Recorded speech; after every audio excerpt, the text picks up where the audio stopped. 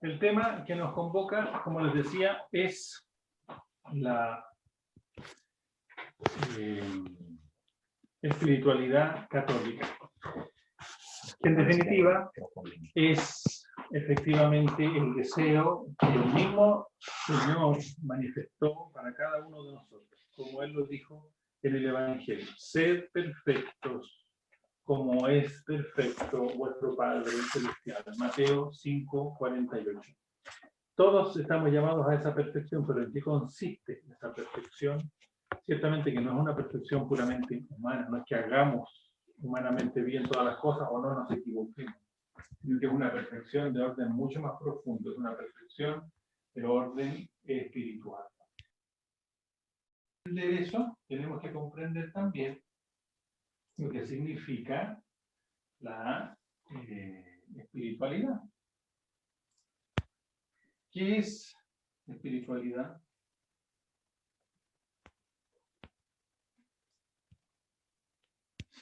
Espiritualidad es la cualidad de espíritu, simplemente. Lo mismo que, por ejemplo, humanidad. Todos nosotros somos humanos y todos nosotros, por tanto, tenemos la cualidad de la humanidad. Y eso es algo que no se puede sacar, quitar. Pero sí se puede enaltecer o denigrar. Y por eso, en definitiva, nosotros decimos en un sentido que nos hacemos más humanos, por ejemplo, cuando somos capaces de ayudar a los demás, somos capaces de tener compasión de los demás, o nos denigramos en nuestra humanidad cuando somos egoístas y cuando pensamos en nosotros mismos, por ejemplo. Entonces, la humanidad es algo que nos acompaña desde el momento en que somos humanos. Entonces, de modo semejante a como nosotros usamos esa palabra, ¿cierto?, la humanidad, la capacidad de sernos más humanos, en el orden espiritual pasa lo mismo. Es decir, somos espirituales desde el momento en que tenemos un alma espiritual. Y eso es desde siempre, eso es desde todo momento, eso es desde el momento en el que efectivamente existimos. Y por eso, desde ese momento, tenemos la cualidad de todo lo que le pertenece al espíritu, la espiritualidad. Y eso es algo que también se tiene que cultivar, por supuesto. ¿Por qué? Porque resulta que de la misma manera como tenemos corporalidad, ¿sí?, porque tenemos cuerpo, eso también se desarrolla, nunca se quita, pero se desarrolla porque efectivamente el cuerpo va creciendo, el cuerpo va adquiriendo capacidades, cualidades, perfecciones, y de la misma manera también el espíritu. Pero para lograr entender la espiritualidad no podemos quedarnos simplemente con el ámbito de la espiritualidad, sino que nosotros le ponemos el apellido fundamental, la espiritualidad católica. ¿Por qué? Porque espiritualidades hay tantas como personas y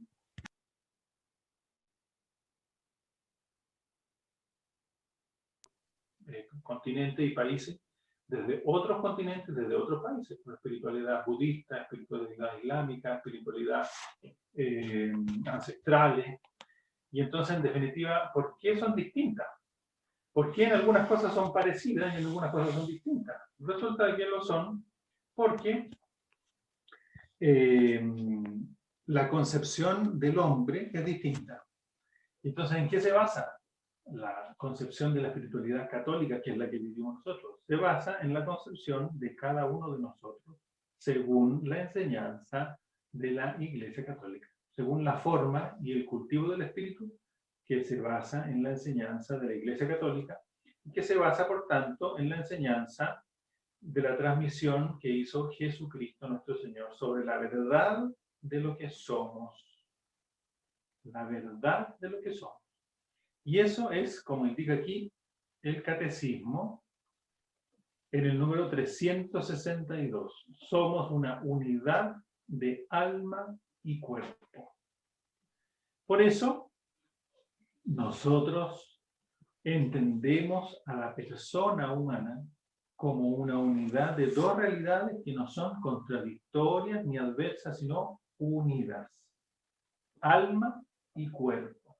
Y el alma tiene la característica de ser espiritual. Y por eso nosotros creemos y estamos absolutamente seguros de que nos llama desde nuestra propia creación, desde que Él nos creó, a cuidar nuestro cuerpo, también nos llama a cuidar, a cultivar nuestra alma, nuestro espíritu. Y eso es lo que nosotros conocemos como la vida interior. Para poder cultivar el cuerpo necesitamos una vida exterior, y esa vida exterior se cultiva y se cuida a través de aprender a lavarse los dientes, a bañarse, a comer bien. Si uno se enferma, ir al doctor, ponerse la vacuna a los niños, y de grande uno también cuidarse, efectivamente, como lo estamos haciendo ahora, para no enfermarnos con una enfermedad tan riesgosa como es la que estamos viviendo. ¿Y qué hacemos? Nos cuidamos externamente. Externamente yo no salgo, externamente no me reúno con más de no sé cuántas personas, y externamente también me quedo en el lugar donde yo vivo, por ejemplo. Y si tengo que salir por alguna urgencia, me cuido externamente. Me pongo mascarilla y me pongo guantes y ando con el gel para poder efectivamente prevenir y evitar la contaminación, ¿ya? Pero para poder cultivar la vida del espíritu, para poder cultivar la espiritualidad, tiene que haber una vida interior. Y eso no se refiere a la interioridad física, porque eso se preocupará el médico y el organismo mismo. Es decir, interiormente los órganos y el interior del cuerpo humano tiene su propio cuidado. Y si se desordena algo, uno va a un médico que le revisa internamente. Pero esta interioridad es mucho más profunda que simplemente una interioridad material adentro del cuerpo. Es más bien la interioridad de lo más profundo de nuestro ser, del sagrario más profundo de nuestra alma, que es nuestro corazón. Y entonces, por eso, la vida interior es algo que tenemos que aprender a cultivar. Así como se aprende a cultivar tantas otras cualidades, como por ejemplo la sociabilidad. Entonces, un niño, alguien tiene una familia, un niño muy simpático, muy afable, muy canchero, como decimos. Entonces, a ese niño no le cuesta cultivar la sociabilidad porque tiene facilidades, pero hay otros que no, pues hay otros que son más para adentro.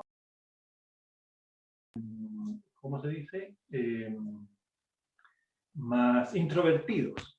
Entonces a esos niños, ¿qué hay que hacer? Ayudarles a que aprendan a sociabilizar con los demás, con su familia en primer lugar, pero después cuando empiezan a ir al colegio y lloran una semana porque están yendo por primera vez al colegio, hay que ayudarlos a entender que eso es parte de su proceso de crecimiento.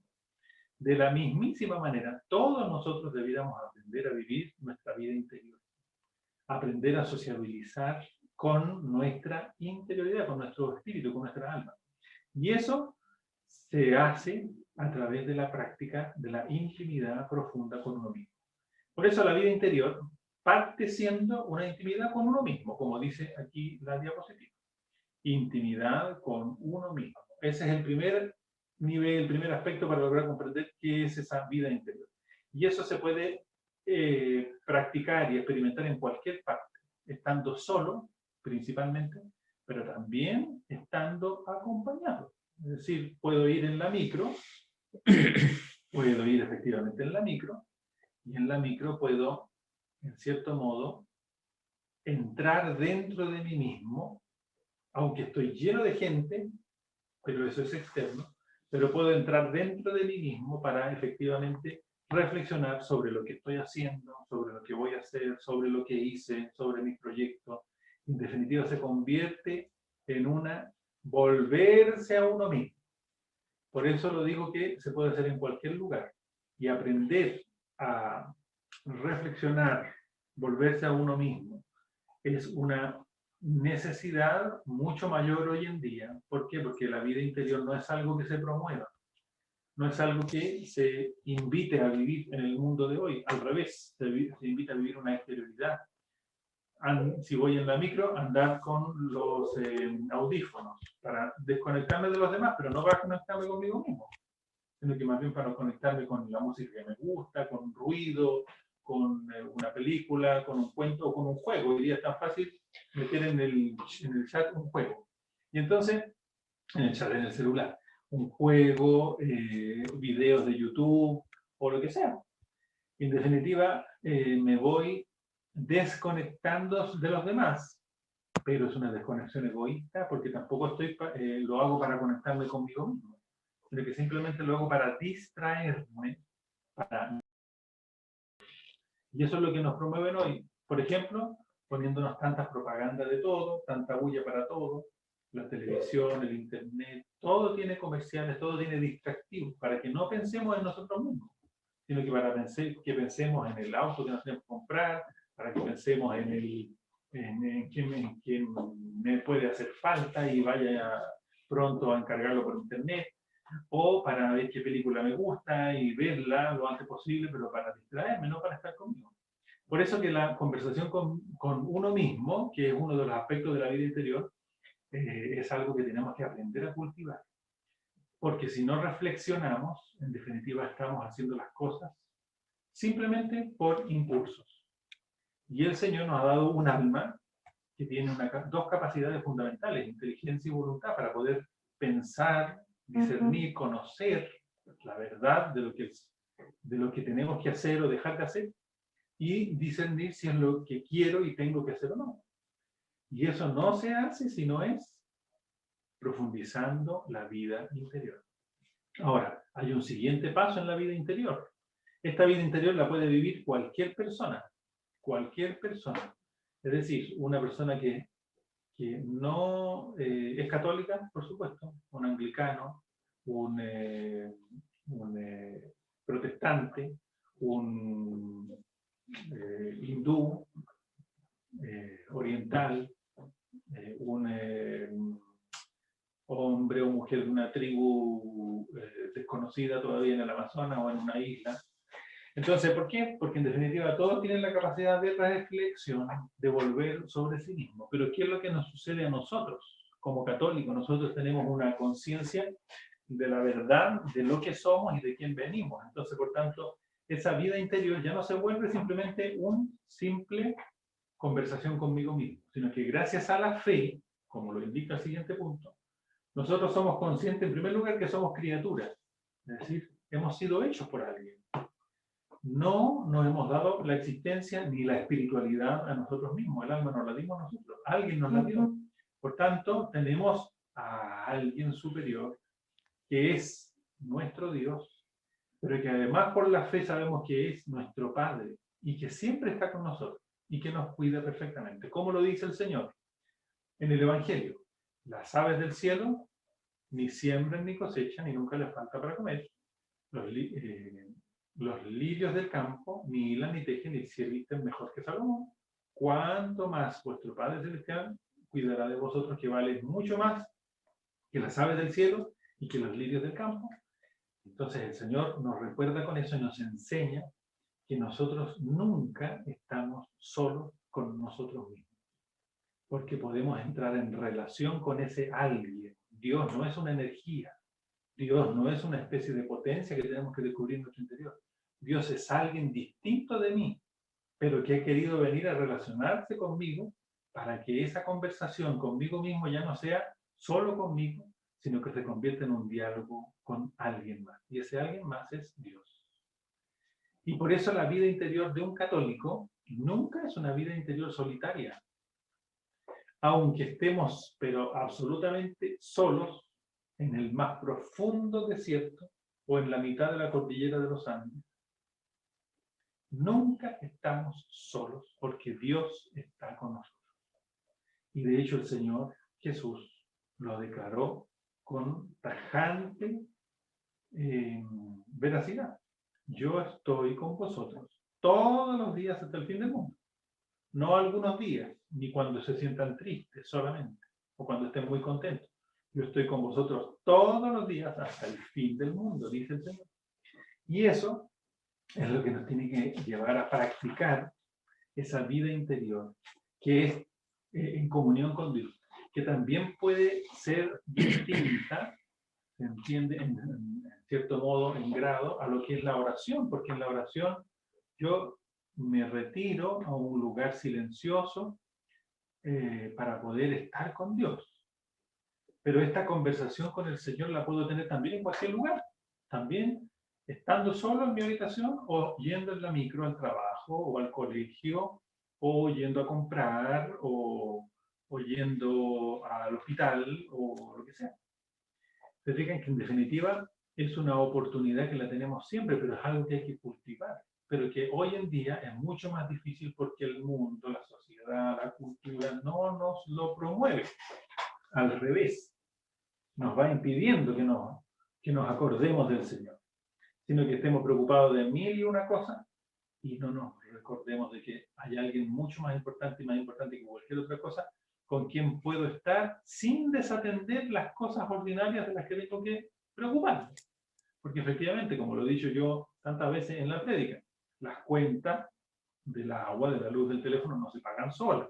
La comida no llega sola a la casa, ni mucho menos las zanahorias se pelan solas, ni las papas se pelan solas, ni el pollo se descuera solo, sino que en definitiva todo eso hay que hacerlo uno.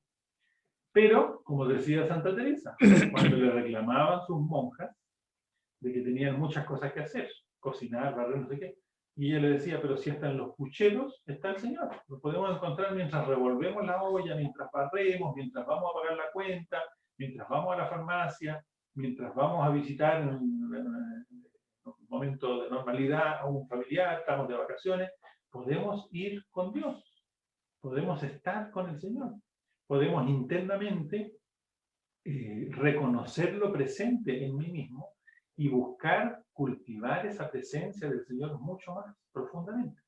Y eso es lo que el Señor nos recuerda de una manera tan particular en el episodio de la visita de Jesús a Marta y a María en Betania, que está ahí citado un pedacito, lo voy a leer de todas maneras todo, ¿ya?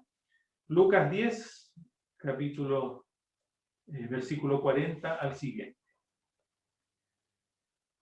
Yendo de camino entró en una aldea y una mujer de nombre Marta le recibió en su casa. Tenía esta una hermana llamada María, la cual sentada a los pies del Señor escuchaba su palabra. Marta andaba afanada en los muchos cuidados del servicio y acercándose dijo, Señor, ¿no te importa que mi hermana me deje sola en el trabajo? Dile que me ayude. Le respondió Jesús, Marta, Marta, te inquietas y te turbas por muchas cosas, pero pocas son necesarias, o más bien una sola cosa es necesaria. María ha escogido la mejor parte que no le será arrebatada. Eso nos recuerda, queridos hermanos, en primer lugar, que el Señor en su respuesta en ningún momento le dijo a Marta, que se fijan aquí en la imagen, esta, la representación, aparece Jesús hablando con María a su lado y Marta un poquito más allá con la mano en el pobre pato, que está a punto de cocinarlo y el otro pato ya está descogotado, se fijan ahí abajo. Entonces está lista porque está preparando la comida y parece que aquí abajo hay una alcachofa, oye, no sabes qué cosas más tenía ahí. Y entonces ella estaba efectivamente preocupada de preparar las cosas, pero el Señor nunca le dice, Marta, Marta, deja de hacer esas cosas. Marta, Marta, deja que el pollo se va a cocinar solo. Va a ir solo a la olla el pato y se va a meter a la olla y se va a cocinar. Va a cerrar por dentro la tapa, así que póngale una manija por dentro de la tapa para que se cocine el pato y después él mismo avisará, ya estoy listo. Y las papas lo mismo, ¿no? El Señor nunca le dijo a Marta, deja de hacer lo que estás haciendo, sino que le dice, te inquietas, te turbas, exageras en esa preocupación. ¿Por qué? Porque eso es necesario resolverlo. Pero hay algo que es mucho más importante que las cosas que tenemos que hacer. Y sin dejar de hacer esas cosas que tenemos que hacer, hemos de dedicarle tiempo a estar con el Señor. Una sola cosa necesaria, le dijo el Señor a Marta. Y María escogió la mejor parte que no le será arrebatada. Esa única cosa necesaria es el cultivo de la vida espiritual. A través de lo que decíamos anteriormente, la vida interior en comunión con Dios. Y eso, queridos hermanos, es lo que hoy en día es tantas veces ignorado. El cultivo de la vida espiritual requiere de nuestro compromiso. El Señor ya tomó la iniciativa, ya vino a este mundo para estar con nosotros. Ya nació de la Santísima Virgen. ya se hizo hombre en todo igual que nosotros para que conociéndolo humanamente pudiésemos llegar a un encuentro personal con Dios, porque es Dios. El Señor ya se quedó de distintas maneras en medio nuestro, pero por sobre todas las cosas quiso quedarse en un lugar de manera muy particular. ¿Y cuál es ese lugar tan particular que el Señor busca como su morada? No es el sagrario. El sagrario del Señor se queda sacramentalmente, pero no es el sagrario, no es la iglesia, es nuestro corazón, nuestra alma. El Señor quiere efectivamente morar en nuestro corazón. El Señor quiere habitar en nuestras almas. Y por eso el Señor lo dijo: aquel que me ama guardará mi palabra y mi Padre le amará y vendremos a él y haremos morada en él. Porque el Señor quiere quedarse con nosotros. Para eso vino a este mundo. Ese es el objetivo por el cual quiere quedarse, porque en definitiva, imagínense una vida sin esta única cosa necesaria. Una vida que no tiene a Dios en el corazón. Una vida humana que pudiese, como pretenden tantos, llegar a vivir una vida que en la tierra llena de comodidades, sin enfermarse, que pudiese vivir hasta los 80, 90, 100 años y pudiese una persona sola decidir: yo ahora me quiero morir y me pongo una inyección. Esa vida puede estar llena de cosas, pero externas. Puede estar llena de cosas externas, de comodidades, de placeres, de bienestar exterior, pero si esa persona nunca ha cultivado su vida interior, y mucho menos en esa vida, aunque la haya cultivado, ha encontrado a ese alguien que lo ama con un amor entrañable y ha querido manifestar ese amor enviando a su propio hijo para quedarse con nosotros, entonces está perdiendo lo más importante, la única cosa necesaria. Y eso es lo que tenemos que aprender nosotros a cultivar, la vida interior y con ello la vida espiritual. La única cosa, cito aquí a el padre Garrigou Lagrange, en su libro Las tres edades de la vida interior, que es uno de los libros que estoy ocupando para dar este curso. Lo voy a poner al final del curso también ahí en la biblioteca. Dice el padre Garrigou Lagrange: la única cosa necesaria de que habla Jesús a Marta y María consiste en dar oídos a la palabra de Dios y en vivir según ella. Porque, dice él, para ser santo no es necesario el haber recibido una cultura intelectual o poseer una gran actividad exterior. Dos cosas que a veces pensamos en lo que consiste la vida cristiana o la participación en una parroquia, por ejemplo. A veces pensamos que la participación en la parroquia requiere de mucho estudio y tengo que prepararme muchísimo. Y por tanto tengo que estudiar. O para ser bueno, para ser santo, tengo que aprender mucho y para eso tengo que ir a la universidad, al centro catequístico, tengo que inscribirme en un grupo, en otro, para aprender más, aprender más, aprender más. Pero para ser santo no es necesario haber recibido una cultura intelectual. Y dice el padre Garrigou Lagrange: tampoco poseer una gran actividad exterior. Es decir, a veces pensamos que ser santo es hacer muchas cosas, estar comprometido en un grupo de oración, en un grupo de ayuda, en un grupo de visitar a los enfermos, en este otro y en esto otro. Y tampoco es necesario poseer una gran actividad exterior. Basta, dice él, con vivir profundamente de Dios. Nada más. Y eso, por ejemplo, lo que no quita que tengamos que hacer cosas. Lo mismo que le pasa a Marta en la representación anterior. No quita que tengamos que hacer cosas y que podamos hacer cosas y que el Señor nos pida hacer cosas. Yo no estoy diciendo que no haya que hacer cosas, sino que en definitiva que eso no es lo importante y fundamental para ser santo. Para ser santo basta con vivir profundamente de Dios. Y eso, por ejemplo, lo puede hacer, poniendo un caso extremo, una persona que está en el hospital sin poder hacer absolutamente nada más que tomar sus medicamentos y recibir los cuidados para que se mejore pronto porque está con una enfermedad grave o de lenta recuperación. O una persona que está en su casa postrada, como tantas personas aquí en nuestra comunidad, en nuestra parroquia. Una persona que está postrada, uno dice: pero escucha, hoy en día, ¿qué nos proponen los nuevos directores morales de la ley, que una persona que está en su cama, postrado, sufriendo, no tiene ningún valor para la sociedad, por tanto hay que ayudarlo a que él tome la decisión de matarse. Y la eutanasia se promueve, se promueve. Mientras que si lo vemos desde este punto de vista, una persona que está postrada en su casa y que no tiene ningún valor social porque en la práctica no puede contribuir con nada positivamente efectivo a la sociedad, vemos que perfectamente puede vivir profundamente de Dios en su enfermedad, en su postración, en su incapacidad de hacer cosas. ¿Por qué? Porque para ser santo no es necesario haber recibido una cultura intelectual o poseer una gran actividad exterior. Basta con vivir profundamente de Dios. Y eso es, vivir profundamente de Dios, es algo que se tiene que cultivar. Por eso el Señor, entre paréntesis, cuando nos habla del don y del regalo de la fe, de la vida sobrenatural, de la vida de la gracia que Él nos comunica en el bautismo, habla y la compara a una semilla. El Señor no lo compara inmediatamente a un árbol gigante, sino que a una semilla. ¿Por qué? Porque una semilla tiene que desarrollarse, tiene que crecer. Y lo mismo que pasa en el campo, cuando el campesino quiere cultivar zanahorias o trigo.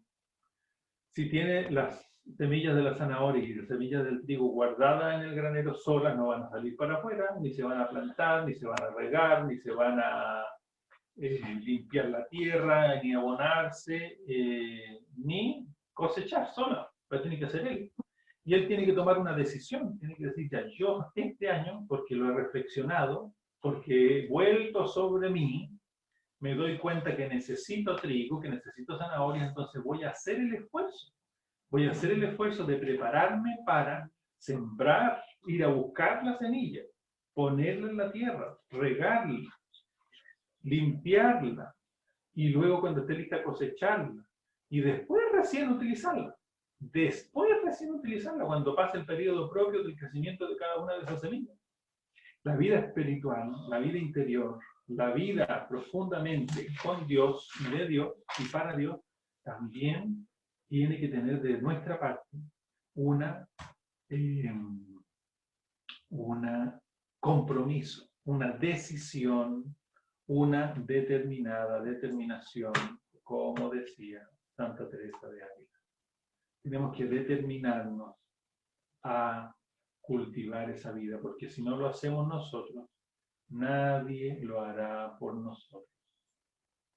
Nadie lo hará por nosotros. Y entonces, ahí es donde entra en juego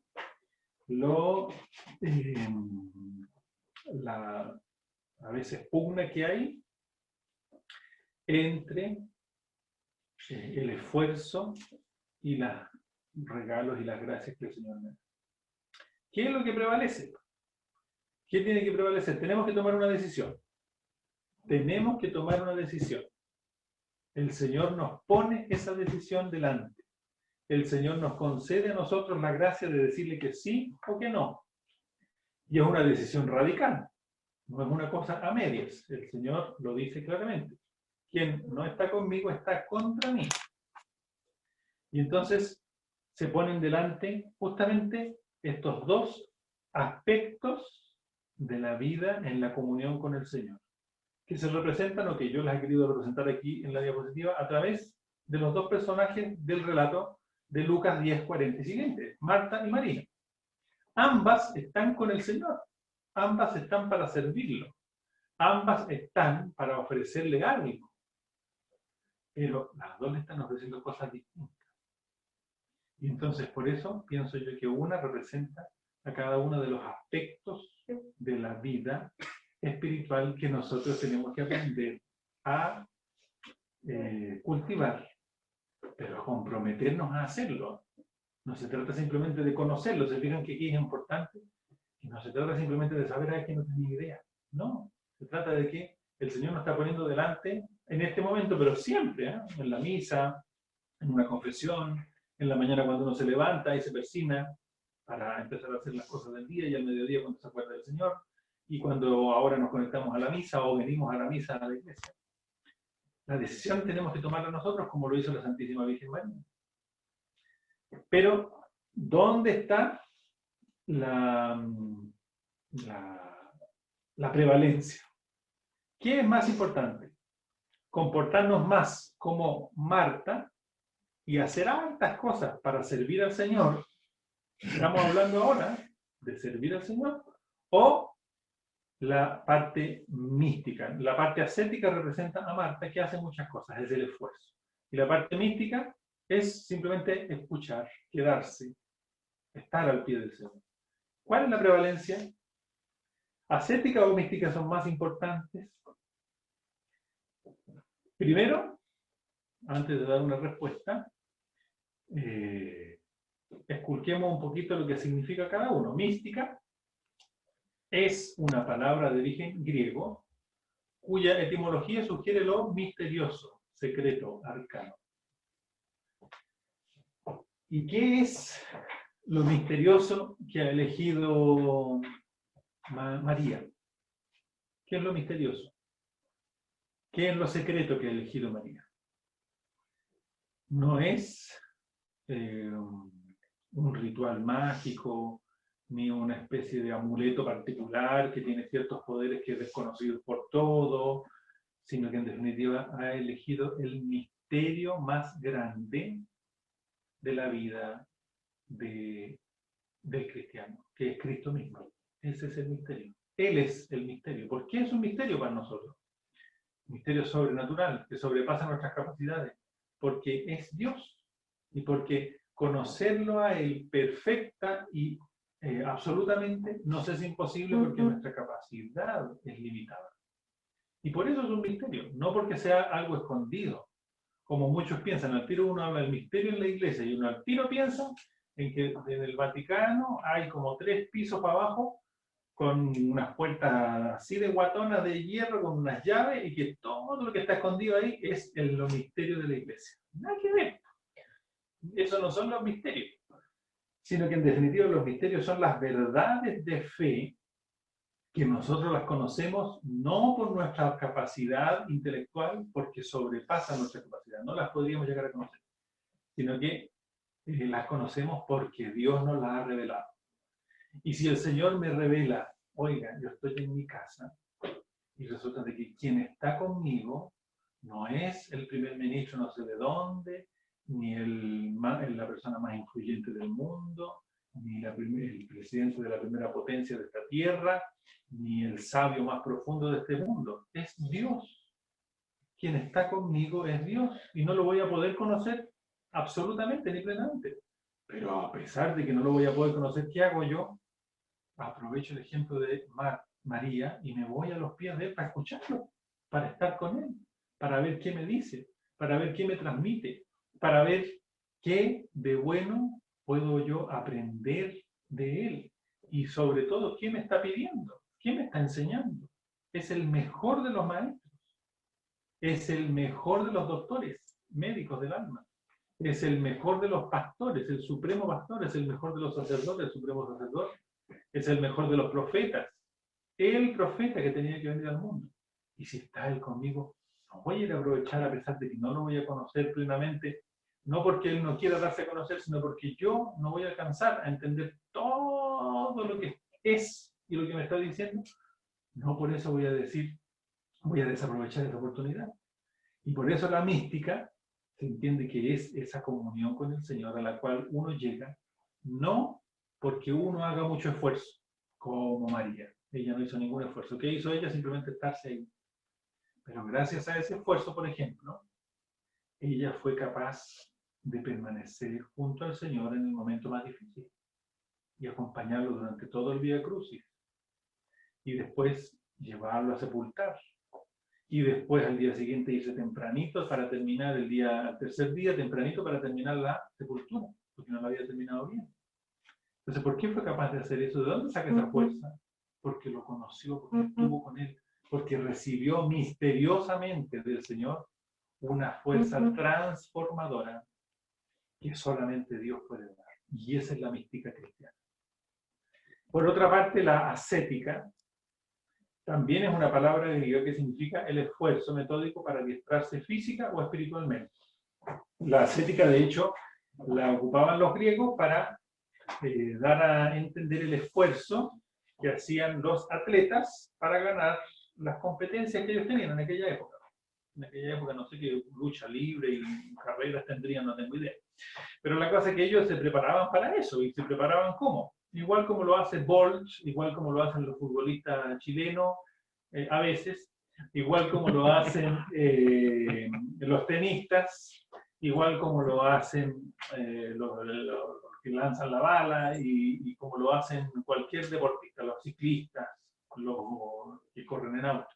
Se preparan estrictamente con un esfuerzo metódico para adiestrarse físicamente, es decir, para estar preparados lo mejor posible, incluso mucho más, para poder ganar la carrera que están, para poder dar la conferencia al menos.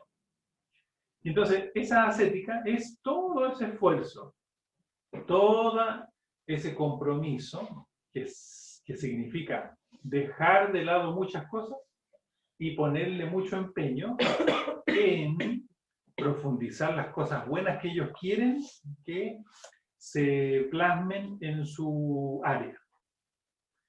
Y entonces, esa misma ascética que en el ejemplo que estoy poniendo es de orden externo físico, por supuesto que también se puede aplicar, y de hecho la Iglesia, desde los tiempos iniciales de la fe católica, lo ha aplicado al esfuerzo metódico para adiestrarse espiritualmente. Es decir, lo que hizo Marta es absolutamente fundamental en la vida. Es decir, el esfuerzo que ella hizo de pelar el pavo o el pato que tiene ahí, de hacer el aseo, de limpiar las ollas, de poner la cocina, que era en esa época seguramente a leña, de ir a preparar las cosas, no es un esfuerzo vano. Es un esfuerzo absolutamente necesario para hacerse diestro en las cosas que queremos fortalecer y reforzar en el corazón. Pero ciertamente que no queremos simplemente hacernos diestros para pelar pato, para pelar el pollo, sino que en definitiva para disponer nuestra alma para después hacer lo que hizo María. El esfuerzo que nosotros podemos hacer para poder disponer nuestro corazón, para llegar al momento en el que nos sentemos a los pies del Señor y dejemos que Él transforme nuestro corazón. Pero para eso necesitamos ir sacando cosas, ir sacando todo aquello que me estorba en la comunión con el Señor.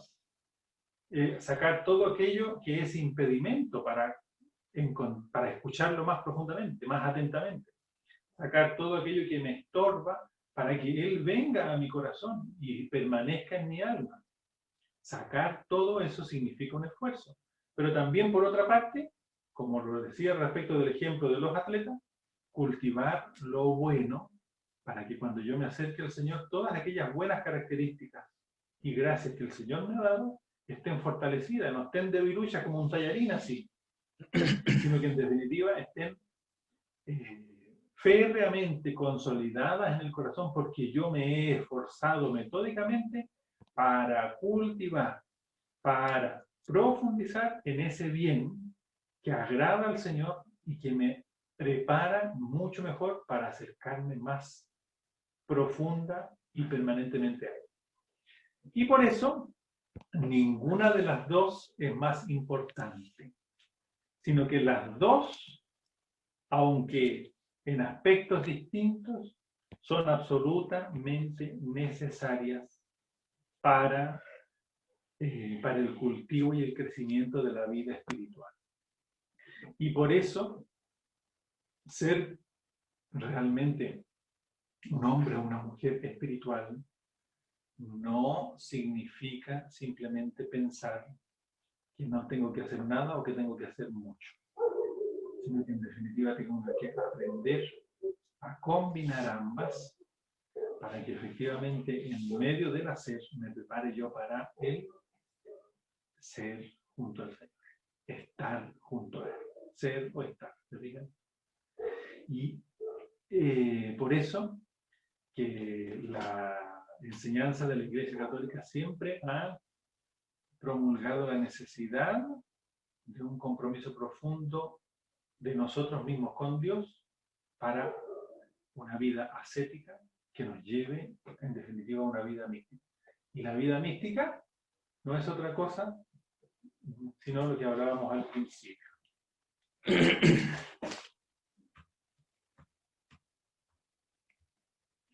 Ser perfectos. ¿Dónde se alcanza la perfección? ¿Se alcanza la perfección por el esfuerzo que nosotros hacemos ascéticamente para hacernos perfectos? No, porque mucho esfuerzo podemos hacer. En definitiva, el mayor de los trabajos y de las labores de orden espiritual la hace el Señor en nosotros. Por tanto, ¿dónde se alcanza la perfección? Del amor, la perfección de la santidad a la cual el Señor nos llama en la vida mística. Aquí. En la vida mística, que es, en definitiva, la vida de la perfecta unión con Dios por la gracia del Espíritu Santo en nosotros. Y por eso, como conclusión, la ascética, dice el padre Garrigou-Lagrange, está ordenada a la mística. La mística que no tiene por base una ascesis seria es una falsa mística. La ascética está ordenada a la mística. Es decir, la ascética es preparación para llegar a esa unión mística con Dios. Pero, por otra parte, la mística que no tiene por base una ascesis seria es una falsa mística. Es decir, es mentira. Puede parecer que yo estoy muy avanzado en el orden de la comunión íntima con Dios, pero en definitiva eso se derrumba tan fácilmente como se derrumba una torre de carga. Sopla un viento y se viene abajo. Por eso que la ascética es fundamental, es decir, pone el fundamento para que después el Señor pueda trabajar en mí. Y eso es lo que nos lleva también a pensar hoy en día que la necesidad de la ascética y de la mística han sido y serán siempre una prioridad en la vida del cristiano católico. Pero el problema es que eso hoy en día está muy olvidado. Es decir, es algo que tal vez no se predica mucho, no se estudia mucho, y hay una ignorancia muy grande en el ámbito de la vida espiritual, de la necesidad de la ascética y de la mística. Porque la ignorancia en temas de ascética y mística con frecuencia no se reconoce. Es muy fácil escuchar o encontrar a laicos o sacerdotes que les preguntan sobre, no sé, exégesis bíblica y son capaces fácilmente de decir, ¿sabes? Yo no tengo idea de exégesis bíblica. O me preguntan sobre ciertas cuestiones de la dogmática o de moral. Me preguntan, ¿qué se hace en el caso en el que sabe qué? La verdad es que no sé, tendría que estudiar. Pero cuando le preguntan cuestiones de orden espiritual, la mayoría suele confiar en su propio criterio, como si siempre tuviera acerca de ella ciencia o experiencia. Es decir, uno no piensa primero, ¿realmente sé lo que voy a contestar? Estoy hablando de laicos y sacerdotes. Laicos y sacerdotes. Uno dice, no, pero es que me parece que escuché una vez que dijeron que esa situación de orden espiritual se resuelve de esta manera. Y uno se queda con eso. Es que escuché por ahí. En vez de estudiar, en vez de investigar, como lo haría uno en un caso moral. Oye, pero es que estoy tan incierto, si tengo que hacer tal cosa. Y uno va al catecismo, y uno investiga, y uno pregunta, y uno le lee en el catecismo y dice, ya me quedó claro. Pero en orden espiritual es tan fácil como decir, de veras no, me lo dijo fulano, me lo dijo mengano, entonces ya con eso me quedo tranquilo. Pero nunca voy a investigar quién es lo que enseña, y ha enseñado siempre la Iglesia a propósito de cosas de orden espiritual. Pero es que además, no solamente hay mucha ignorancia, que no se reconoce, sino que además la doctrina falsa o mediocre es frecuente en temas espirituales. doctrinas falsas. ¿Por qué era tan importante lo que les citaba al principio del catecismo? Catecismo de la Iglesia Católica. Unión de alma y cuerpo, que es lo que constituye a la persona humana, la naturaleza humana. Catecismo número 362. ¿Por qué es tan importante? Porque resulta de que depende de eso el cómo yo viva la ascética y la mística. Y hoy en día hay muchísimas falsas doctrinas a propósito de la constitución de la persona humana. Muchos niegan, por ejemplo, que nosotros seamos seres espirituales. Piensan que simplemente tenemos puro cuerpo, por tanto, si no hay una alma y un espíritu que cultivar, entonces lo que tenemos que hacer es preocuparnos solo del cuerpo, y a través del cuerpo puedo llegar a una especie de iluminación, de plenitud, pero ese es un esfuerzo que solamente yo hago, lo necesito de alguien externo a mí, que es Dios. Porque si no tengo alma, por tanto no tengo pecado. Y si no tengo pecado, no necesito a Dios que venga a redimirme, que me rescate, que me purifique, que me fortalezca, que me perdone. Y entonces, fuera Dios de la vida. Y la perfección se alcanzaría simplemente por una perfección puramente física o intelectual. Conocer muchas cosas. Lo mismo pasa, por ejemplo, con el tema de las religiones orientales y todo lo que el movimiento New Age ha canalizado en nuestra época. Es justamente también una respuesta a la necesidad ascética y mística, por supuesto, pero con una concepción completamente fuera del orden de la fe católica. Porque todas esas religiones orientales, movimientos, yoga, mindfulness, creo que se llama ahora una nueva que salió, Reiki, mantras y una serie de técnicas, elementos, maneras de pensar, maneras de vivir, maneras de respirar, lecturas, etc. Lo que buscan es justamente buscar un camino ascético místico para el corazón, para librarse del estrés, para librarse de las preocupaciones, para liberar energías negativas, pero en definitiva lo que hacen es apartarnos absolutamente del camino de la fe católica. Y mucho más, mucho peor. Muchas veces el demonio se sirve de eso para abrir puertas a cosas que son desconocidas para nosotros, pero muy dañinas. Y entonces, hoy en día también en ese ámbito, en ese sentido, se promulgan, pero doctrinas falsas y mediocres que en definitiva no hacen sino producir mucho desastre en el corazón de las personas y de los fieles. Pero sobre todo, lamentablemente, incluso dentro de la Iglesia Católica. Justamente por el punto anterior. Porque hay tanta ignorancia, muchos empiezan a buscar a quien encontré un libro. Para un encuentro conmigo mismo. Resulta de que el libro es hindú. A ver, ¿cómo será esto? Para En vez de regresar. investigar cuál es la enseñanza de la Iglesia Católica, nos quedamos con en YouTube me dan técnicas de respiración, que en este otro lado me dan ya, no sé qué estás haciendo tú. A tener mejor salud. Y resulta de que por lo fácil nos quedamos en mediocridades que en definitiva nos llevan solamente a la perdición. Y resulta de que en el ámbito espiritual, Ay, sí.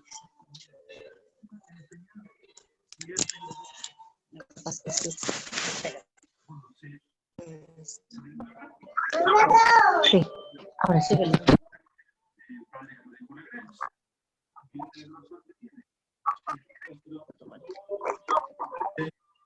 Marín, a propósito de la perfección cristiana, que en definitiva no es otra cosa sino la vida mística a la cual estamos llamados. Y miren lo grueso que es. Y el libro más nuevo del padre Iraburu, que es Síntesis de Espiritualidad Católica. Y yo les recomiendo que el que estoy tomando ahora para síntesis de espiritualidad católica. Y el mismo catecismo de la Iglesia Católica, ¿para qué decir? También tiene, por supuesto, en su contenido todo el fundamento de la enseñanza de la doctrina espiritual. Entonces, ¿por qué la Iglesia nos está ofreciendo una formación? ¿Y por qué les digo que eso, en definitiva, es algo tan presente hoy en día? Porque lamentablemente eso se ha extendido culturalmente. De hecho, uno va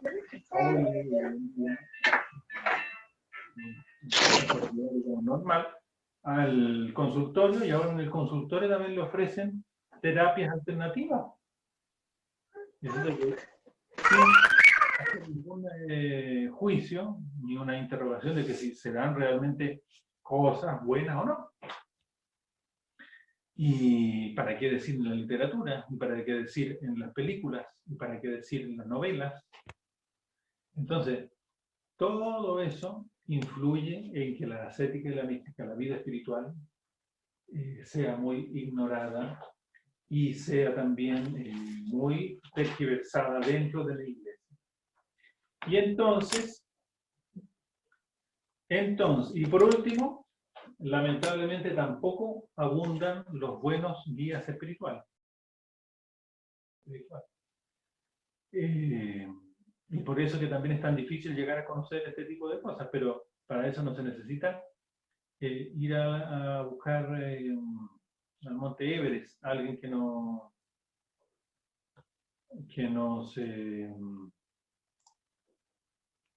nos enseñe, sino que tenemos que buscarlo dentro de la doctrina de la enseñanza de la Iglesia, lo fundamental del catecismo. Y después de ello, los libros que le acabo de mencionar. Son muchos, pero no es necesario que los lean todos, ¿no? Son muchos libros, pero no es que lo lean todos. De hecho, lo que yo estoy presentando es un resumen, pero yo les recomiendo uno, que se los voy a mostrar al final, del cual yo saco este resumen que está aquí, que es para que entiendan todo lo que incluye la vida espiritual. Muchos piensan, pero es que la iglesia es tan poco lo que enseña, o tan poquitas cosas, como son ciertas como tips, nomás, tips de oración, tips de no sé qué, no. Para la oración, para la vida espiritual, para la vida de la comunión con Dios, para la ascética, para la mística. Hay un bagaje impresionante de enseñanza que se fundamenta en la fe de la iglesia y en la Sagrada Escritura. Y por tanto en la enseñanza de Jesucristo. No es un invento de un teólogo, ni un padre de la iglesia, ni de un santo, sino que es el regalo, el tesoro maravilloso que se ha recibido de Jesucristo y que la iglesia a través de los siglos ha ido descubriendo. Y eso es lo que plasmo aquí para terminar, en este esquema, y yo lo saco de este libro que les comento, que se llama Síntesis de Espiritualidad Católica, del padre José Rivera y del padre José María Iraúz, tiene dos autores. Y esto que les estoy mostrando es el contenido del libro, que es más o menos lo que vamos a ir viendo nosotros en muy resumidas cuentas. Pero se los recomiendo encarecidamente que lo tengan. ¿Y por qué es tan fácil? Sí, es muy fácil porque simplemente se meten a internet, a la página Gratis Date, y lo pueden conseguir. Se le corta ¿Qué se corta? la hoja es que me está mandando, se corta de la Eso no lo sabría, la verdad. pero lo encontramos en ustedes. Sí. Gratis Date.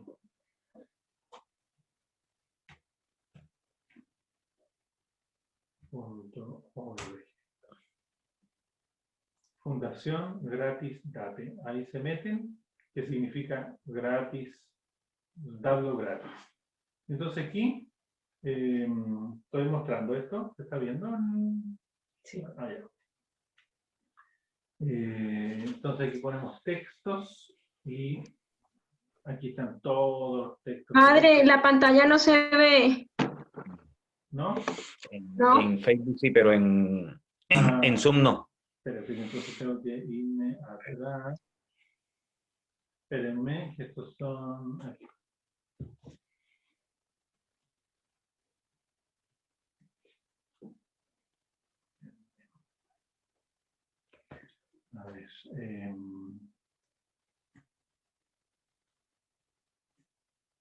Ahí. ¿Cómo lo hago para dejar de compartir esta cosa? Ahí está compartido en este momento. Y está en la diapositiva última que nos mostró. Claro, pero ¿cómo dejo de compartir? Arriba. ¿Arriba de qué? Aquí. Ahí rojo. Stop share. Eso. De aquí. Y entonces ahora le pongo share. Y le pongo esto y share. Ahí sí. Está compartido. Espere, ahí salió Fundación Gratuidate. ¿Ve? Fundación Gratuidate, ahí hay una serie de libros que son gratis, que se pueden bajar en PDF. Eso. Y entonces, el libro se llama Espiritualidad Católica. Se sigue viendo, ¿no? Sí, sí. Sí. Que es este libro.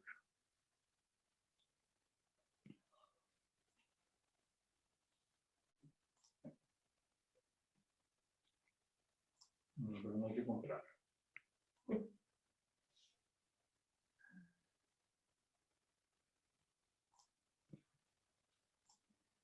Ese. ¿Se ve? Perfectamente. Sí, eso es de rigor.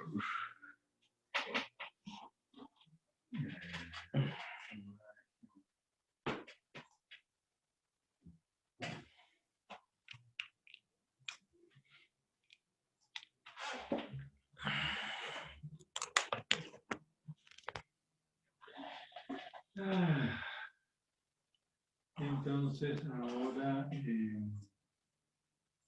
ahí, ese es el libro que yo estoy usando y del cual les voy a explicar ahora el resumen. ¿Ya?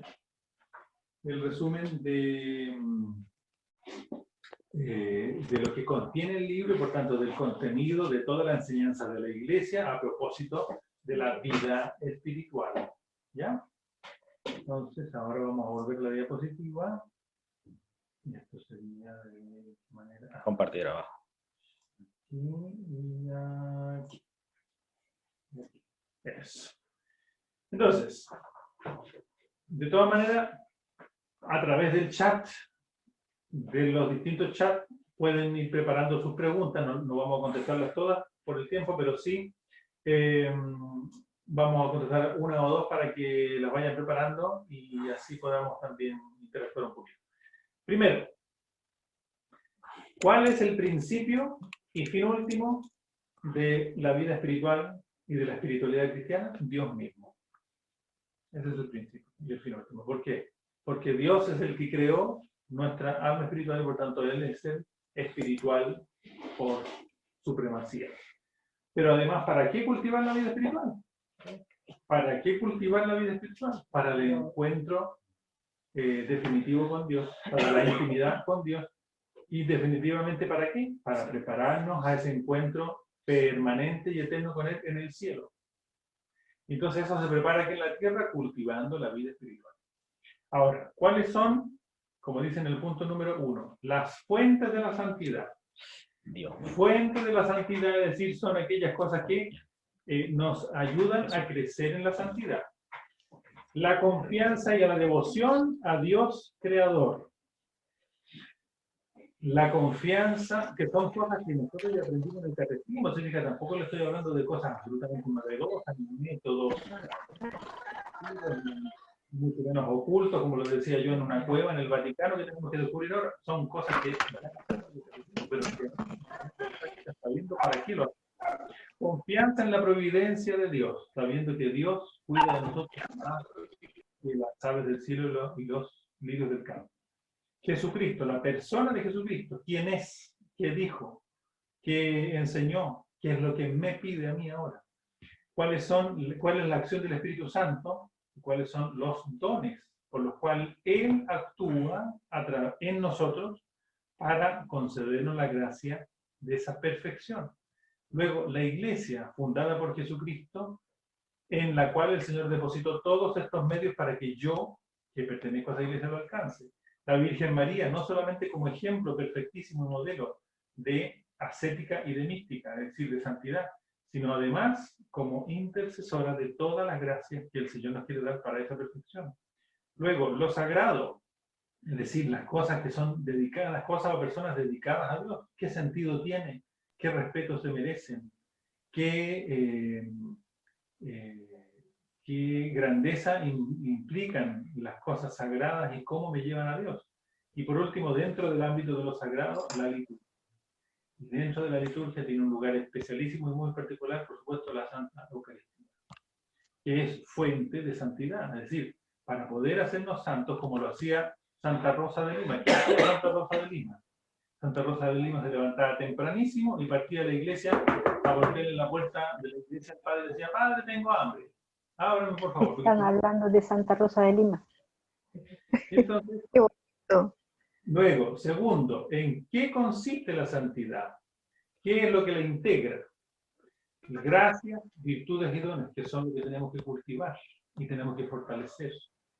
La gracia que se recibe en el bautismo, que se cultiva a través de las buenas obras, a través del ejercicio y práctica de las virtudes, y la docilidad, los dones del Espíritu Santo, que es en sí misma la santidad, que es la perfección, la vocación que cada uno ha recibido para seguir el camino de la santidad, la necesaria fidelidad a la vocación, y el tema de la gracia y la libertad, cómo actúan ambas, que van de la mano.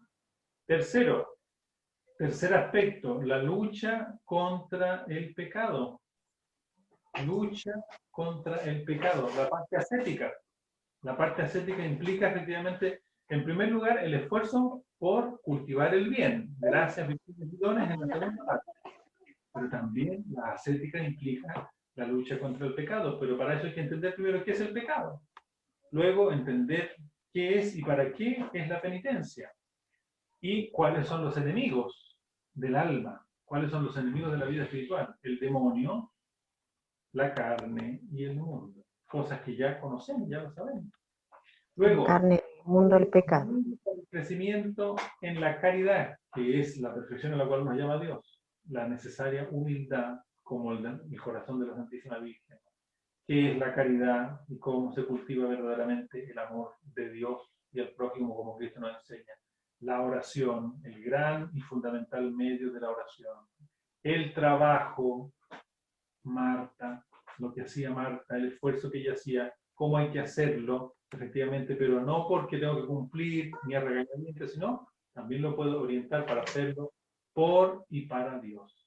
Y luego las disposiciones internas de esas virtudes tan fundamentales, la pobreza, la castidad, la obediencia. Y por último, cómo la ley nos tiene que ayudar a ir subiendo gradualmente en esta necesaria caridad. Y por último, la meta de esa santidad. ¿Para qué? ¿Para qué tenemos que ser perfectos? Porque, como lo decía al comienzo, para Dios, para glorificar a Dios. Y esa perfección, en la enseñanza de la Iglesia, y esa Ay, me colocho, mamá. Ya, mami. son las tres edades de la vida interior, el título del libro del padre Garrigou Lagrange. Luego, el fin de esta vida, es decir, el momento de la muerte, que es también una necesaria reflexión para la cual tenemos que prepararnos, porque efectivamente nos vamos a morir, y si nos hemos muerto cultivando una vida espiritual, vamos a tener una dicha y una gloria que no se acaban nunca. Esa es la charla de hoy día. Vamos a ir viendo después algunos de esos mismos puntos que les dejo ahí en la pantalla. Y les agradezco a todos la paciencia porque efectivamente nos demoramos harto por haber empezado tarde. Pero así es la vida. Para ser la primera vez conseguimos hacerlo y estamos transmitiendo para distintas plataformas, tanto para la parroquia de San Ricardo y la Reconciliación como para Lazos de Amor Mariano, para aprovechar de hacer un conjunto de muchas personas que podamos efectivamente fortalecer interiormente la necesidad de una vida espiritual. Entonces, a ver si hay algunas preguntas que hayan mandado o no tenemos tiempo. Que nos las dejen en la en los comentarios y las respondemos por ahí mismo. Perfecto. Entonces, que nos dejen las preguntas en los comentarios, en los chats, distintos chats de YouTube, de Facebook o de Zoom. Y entonces ahí vamos nosotros seleccionando y podemos empezar la otra semana contestando algunas de las preguntas fundamentales y después dar el tema. ¿Ya? Sí, así. Ya. Perfecto. Bueno, muchísimas gracias. Encomendémonos al Señor y a la Santísima Virgen y sigamos unidos siempre en la oración. Dios te salve María, llena eres de gracia, El Señor es contigo. bendita Bendita eres entre todas Bendita las eres entre todas las mujeres y bendito es el fruto de tu vientre. Santa María, Madre de Dios, ruega por Ruega por nosotros pecadores, ahora y en la hora ahora y de en la hora de nuestra muerte. Amén. Virgen del Carmen, Reina de Chile, Salva Salva tu corazón, la que aclama a ti. Padre del Hijo y del Espíritu Santo. Amén. Amén. Amén.